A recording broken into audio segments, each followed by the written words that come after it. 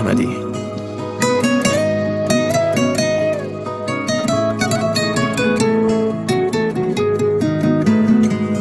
بارون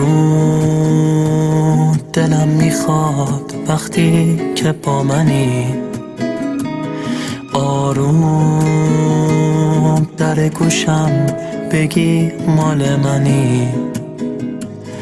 هر روز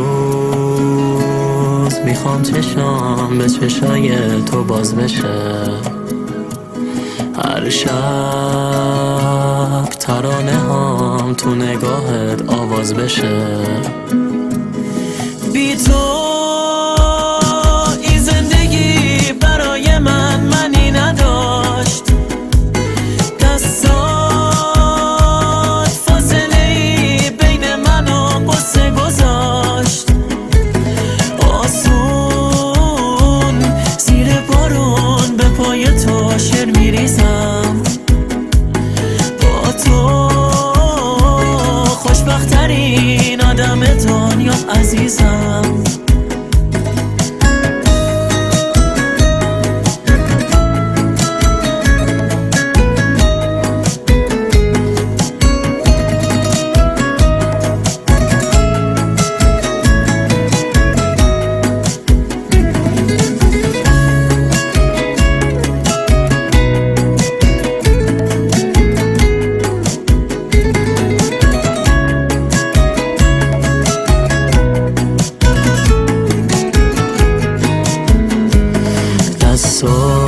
تو بی هوا تو دستای خودم بذار، عکست رو حک کنم رو پنجره با این بخار.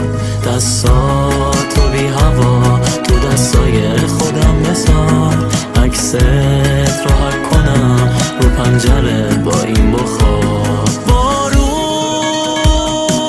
دلم میخواد وقتی که با منی،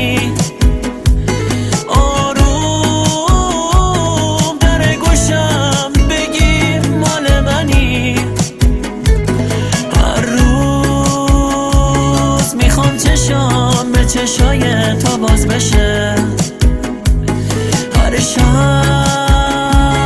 ترانه ها تو نگاهت آواز بشه.